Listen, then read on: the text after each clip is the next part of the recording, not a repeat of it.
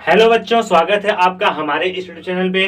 तो बच्चों, आज की क्लास में हम आपको पढ़ाएंगे पीएच और पीओएच का मान कैसे निकालते हैं, पीएच और पीओएच की वैल्यू कैसे फाइंड करते हैं। तो आज की इस क्लास में हम आपको अच्छे से पढ़ाने वाले हैं। तो बच्चों, क्लास में लास्ट तक जरूर बने रहिएगा, पूरी वीडियो को जरूर देखना, बीच में स्किप करके मत जाना। बीच में छोड़ के जाओगे तो आपको कुछ भी समझ में नहीं आने वाला है। तो आज की क्लास में हम आपको पीएच और पीओएच का मान कैसे निकालते हैं वो बताएंगे, प्लस उसके बाद कुछ क्वेश्चंस आपको देंगे जो कि आपको घर पे करने हैं। और उसके बाद आपके बुक में जितने भी पीएच और पीओएच के मान हैं वो सभी आपके हल हो जाएंगे। तो आपके इस नए वाले सिलेबस में पीएच और पीएच मान का भी क्वेश्चन आपसे बोर्ड एग्जाम में पूछा जाने वाला है।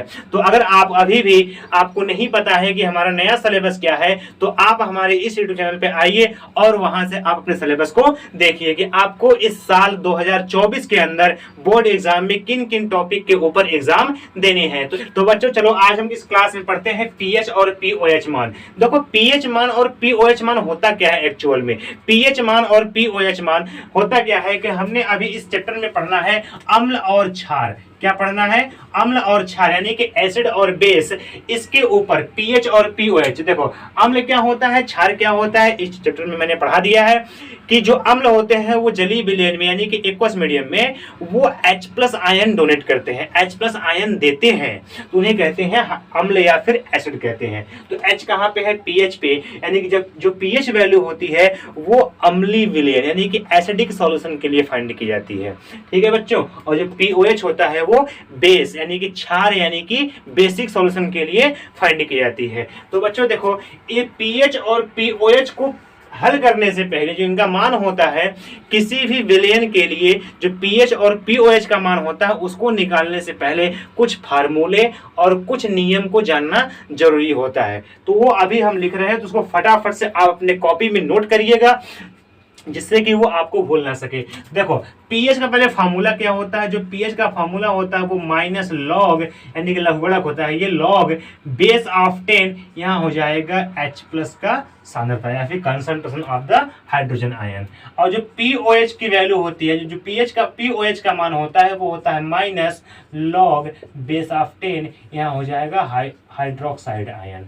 ठीक है, सब कुछ सेम है, बस जहां पे H है वहां पे OH है, जहां पे H है वहां पे क्या है बच्चों? OH है लगा हुआ है।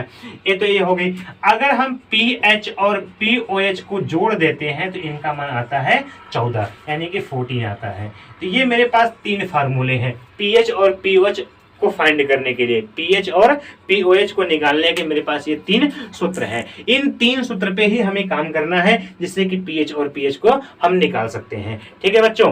और इनके अलावा कुछ लॉग की वैल्यू होती है। देखो बच्चों, लॉग की वैल्यू क्या होती है? अगर लॉग बेस ऑफ 10 यहाँ m/n है, ये हमारे बहुत ही इंपॉर्टेंट फार्मूले हैं बच्चों, इनको भूलना मत, इनको एक जगह अच्छे से लिख के रखना है। अगर log m/n है तो इनका मान हो जाता है log, यहाँ पे 10 जो बेस है वो रहेगा ही, ये m हो जाएगा और जो ये गुणा का चिन्ह है ये बन जाएगा प्लस के अंदर और log n के पास भी आ जाएगा। log बेस ऑफ 10 यहाँ हो जाएगा n हो जाएगा।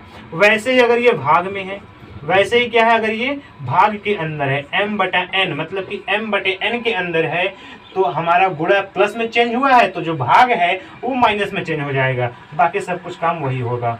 log 10 यहाँ पे m हो जाएगा, अब भाग की जगह क्या लगाएंगे? माइनस लगा देंगे और जो log था वो n के साथ भी आ जाएगा।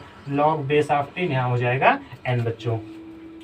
अब देखो आगे, अगर ये जो log है बेस ऑफ 10 है, अगर ये पावर में हो जाए m/n हो जाए, देखो यहाँ पे m और n कोई वैल्यू नहीं है, यहाँ पे mn एक मानक रूप है जिससे कि हम जो क्वेश्चन सॉल्व करेंगे उसके अंदर जो भी संख्याएं आएंगी अगर वो गुणा के चिन्ह में है तो उनको ऐसे लिख देंगे प्लस में, अगर वो भाग में है उनको माइनस में लिख देंगे, अगर वो पावर में है तो कैसे लिखेंगे? जो पावर वाला वर्ड होता है, जो पावर वाला संख्या होती है वो बाहर आ जाता है, इनके गुणा में हो जाता है।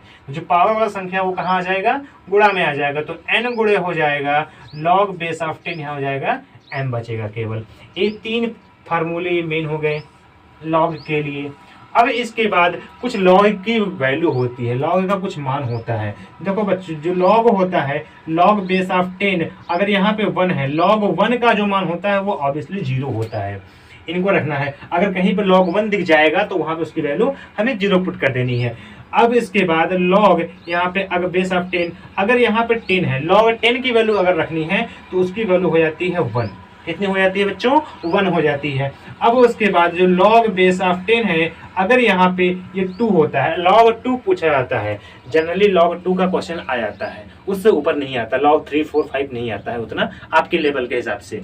आपका जो लेवल है log के अकॉर्डिंग वो नॉर्मल है, ठीक है। तो अगर log 2 है तो इसकी वैल्यू हो जाती है 0.3010। होते तो ढेर सारे ही है, मैंने यहाँ पे 3 लिखवा दिया आपको। इन सबको आपको याद कर लेने हैं। जब आप इन सबको याद कर लोगे तो आपको log के अंदर मतलब नहीं कि पीएच और पीओएच जब फाइंड करोगे, सॉल्व करोगे इसको, तो आपको दिक्कत नहीं आने वाली है। तो पहले इसको फटाफट से लिख लो, फिर हम आगे चलते हैं, ठीक है बच्चों। तो अगर आपने इसको लिख लिया है तो अब हम आगे चलते हैं। आगे क्या करना है, अभी हमें क्या करना है कि पीएच और पीओएच के डायरेक्टली सवाल करते हैं आपके सामने। तो सवाल करोगे और आपको जल्दी समझ में आएगा। इसमें कुछ है नहीं, केवल पीएच और पीओएच का मान ही निकालना होता है। तो अब मेरे पास एक कोई दिया होगा विलेन यानी कि सॉल्यूशन, उसका एक मान दिया होगा, उनके सांद्रता का मान दिया होगा। देखो अगर यहाँ पे ये H+ का मान दिया है, किसका दिया है बच्चों? H+ का मान दिया है तो पहले पीएच निकलेगा। अगर H+ का मान दिया है बच्चों तो वो पहले पीएच निकलेगा। अगर OH का मान दिया है, किसका बच्चों? अगर OH का मान दिया है तो पहले POH निकलेगा। ऐसा नहीं है कि हम एक से दोनों ही निकाल सकते हैं। अगर H दिया है तो हम pH भी निकाल सकते हैं, POH भी निकालते हैं, लेकिन पहले क्या निकालना है तो ये इसमें आपको परेशानी होती है। तो पहले हमें देखना है कि किसका मान दिया है। अगर H का मान दिया है तो pH निकालेंगे पहले, अगर OH का मान दिया है तो फिर POH निकालेंगे पहले, ठीक है बच्चों। तो हम यहाँ पे एक क्वेश्चन लेते हैं जिसमें कि pH का मान दिया है, यानी कि H का मान दिया है जो कि है 0.1 M लिखा होगा ऐसे, मोलर 0.1 लिखा है। जो H का मान है वो कितना है? 0.1 है। अगर कोई संख्या दशमलव में दी गई है तो उनको दशमलव के अंदर हम सॉल्व नहीं कर सकते हैं, तो दशमलव को हटाना पड़ेगा। कैसे हटाएंगे? देखो जब यहाँ दशमलव हटाएंगे तो ये बन जाएगा 1/दशमलव की जगह 1 लग जाएगा, और इसके बाद कितनी संख्या है? 1 संख्या है तो यहाँ पे 1 0, ठीक। अब जो ये संख्या है ये कैसे बन जाएगा? 1 गुणे जो ये 10 है, अगर 10 को ऊपर ले जाएंगे, देखो 10 का पावर 1 है, यहाँ पे कुछ नहीं है तो 1 है, पावर 9 का घात 1 है। जब ये ऊपर जाएगा तो ये क्या बन जाएगा? ये 1 बन जाएगा -1 में। अगर 2 होगा तो बन जाएगा -2, 3 होगा तो बन जाएगा -3। तो ये ऐसे बदलता है। जो ये m है उसको m यहाँ लगा देंगे। अब जो H+ का मान है वो ये रखना है, ये नहीं रखना है बच्चों। क्या रखना है बच्चों? ये रखना है अब H+ का मान। तो अब चलो आओ सवाल पे। देखो H+ दिया है तो क्या निकलेगा? pH का मान निकलेगा। pH का फार्मूला क्या होता है? -log बेस ऑफ 10, यहाँ होता है H+। क्या होता है बच्चों? H+ होता है। अब जो ये H+ है इसका मान क्या रखना है? 1 गुणे 10 के घाते -1 log ये बेस ऑफ 10, यहाँ पे क्या रखना है? 1 गुणे 10 के घाते -1 रखना है बच्चों। अब देखो ये माइनस लगाओ, ऐसे बड़ा सा ब्रैकेट लगाओ। देखो बच्चों यहाँ पे आ गया ना, जो log था वो m गुणे n, मतलब कि दो संख्याएं जो कि आपस में गुणा के अंदर हैं। गुणा के अंदर है ना, तो गुणा के अंदर क्या होता है? जो गुणा होता है वो धन में बदल जाता है और log दोनों के साथ लग जाता है ना बच्चों, ठीक। देखो log हो जाएगा यहाँ बेस ऑफ 10, यहाँ ये हो जाएगा 1। अब जो ये गुणा है वो किसमें बदल जाएगा? वो धन में बदल जाएगा। अब उसके बाद जो log है अब इसके साथ भी आ जाएगा, log बेस ऑफ 10, और यहाँ जो 10 था वो लिखेंगे, पावर में -1 हो जाएगा, ठीक है बच्चों। अब आगे ये माइनस लगाए, ब्रैकेट लगाए। अब log 1 का मान कितना होता है? अभी मैंने लिखवाया है, log 1 का मान कितना होता है? 0 होता है। अब उसके बाद ये धन लगाओ, प्लस लगा दिए। अब देखो बच्चों यहाँ पे ये log ये 10 के पावर 1 आ गया, इसके घात के रूप में आ गया। अभी हमने लिखा था ना log जो m पावर n होता है, वो जो n है वो बाहर गुणा में आ जाएगा, तो ऐसे बन जाता है, ऐसे बन जाता है ना log m। तो जो गुणा पावर में है वो कहाँ आ जाएगा? वो गुणा में आ जाएगा, और -1 गुणा में आ गया, बचेगा क्या? log बेस ऑफ 10, और यहाँ पे बचेगा ये 10 बचेगा, ये 0 है। अब धन और माइनस क्या हो जाएगा? यहाँ पे माइनस हो जाएगा, यहाँ पे 1 बचेगा, गुणे log 10 का मान कितना होता है बच्चों? अभी मैंने लिखवाया था, उसका मान कितना होता है? 1 होता है। 1 हो गया ना। अब देखो अब ये 0 खत्म हो जाएगा, और ये माइनस माइनस से क्या बन जाएगा, प्लस बन जाएगा, एक इकाई एक हो जाएगा। तो जो यहाँ से pH का मान है वो कितना आ गया, वो 1 आ गया। अब हम यहाँ से POH भी निकाल सकते हैं। यहाँ से क्या निकाल सकते हैं, POH भी निकाल सकते हैं। कैसे, हमने अभी लिखवाया था pH प्लस POH होता है, कितना होता है बच्चों, 14 होता है। तो अब जो pH का मान कितना आया है, 1 आया है, प्लस यहाँ हो जाएगा POH बराबर क्या हो जाएगा, ये 14 हो जाएगा। अब एक प्लस में उधर जाएगा तो हो जाएगा माइनस में। POH इक्वल्स टू क्या हो जाएगा, यहाँ पे 14 माइनस 1 बराबर कितना आएगा, 13 आएगा। POH का मान 13 आ गया, यहाँ से pH का मान 1 आ गया है। तो अब इस मान को हम देख कर बता सकते हैं ये कि हमारा जो विलयन है या फिर जो मेरा एक्वा सॉल्यूशन है वो अम्लीय है या क्षारीय है। क्या है, हमने कहा भाई वो अम्लीय है या फिर क्षारीय है। हम pH और POH को देख के बता सकते हैं कि विलयन मेरा अम्लीय है या फिर क्षारीय है। तो कैसे पता करेंगे, चलो अभी बताते हैं। देखो पहले इसको फटाफट से नोट कर लो अगर समझ में आ गया हो तो, ठीक है बच्चों। तो देखो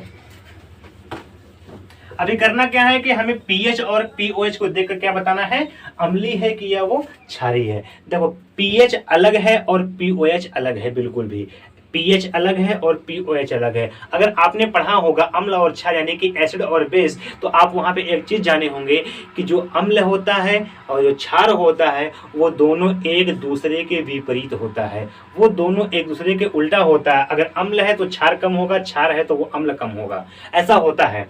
तो देखो, तो वैसे ही pH और POH होते हैं, ये दोनों एक दूसरे के जस्ट अपोजिट यानी कि विपरीत होते हैं। ठीक है बच्चों, देखो जो pH और POH होता है ये एक स्केल जैसा होता है। स्केल यूज करते हो ना जो अपने पढ़ने के जो लाइन खींचने के लिए, ऐसे वो स्केल जैसा होता है। देखो एक पेन ने बताया pH स्केल और दूसरा बनाया मैंने POH स्केल। देखो pH स्केल ऐसे बना दिया और एक बना दिया POH स्केल। दोनों में संख्याएं बराबर होती हैं, 0 से लेकर के ये 14 तक होता है, इसमें भी 0 से लेकर के कहाँ तक होता है, 14 तक होता है। बीच में एक 7 होता है और यहाँ पर बीच में क्या होता है, एक 7 संख्या होता है। देखो बच्चों अब करना क्या है, जो pH होता है, जो pH स्केल होता है, इसके ऊपर अगर मेरी जो मान है, जो मेरा pH का मान है, अगर वो 0 से लेकर के 7 के बीच में आता है, 7 नहीं 7 से पहले, यानी कि इनके बीच में अगर आता है तो जो मेरा विलयन होगा वो क्या होगा बच्चों, वो अम्लीय होगा। क्या होगा, अम्लीय होगा। अगर वो 7 से अधिक आता है, 7 को छोड़ देना है, 7 को काउंट भी नहीं करना है, 7 से अधिक आता है और जाता है वो 14 तक, कहां तक, 7 से लेकर के 14 तक अगर आता है तो विलयन क्या होगा, मेरा क्षारीय होगा। 14 से अधिक संख्याएं कभी भी नहीं आएंगी। अगर आती है तो उनको मान लेना कि ये भी क्षारीय के अंदर ही है, और अगर 0 से कम आता है माइनस में, तब भी मान लेना वो अम्लीय के अंदर ही है। ठीक है, और जो मेरा 7 है ये मिडिल है, इसको कहते हैं उदासीन। इसको क्या कहते हैं, उदासीन कहते हैं। ना ये क्षारीय होगा ना ये अम्लीय होगा। अब इसी का जस्ट उल्टा होता है POH।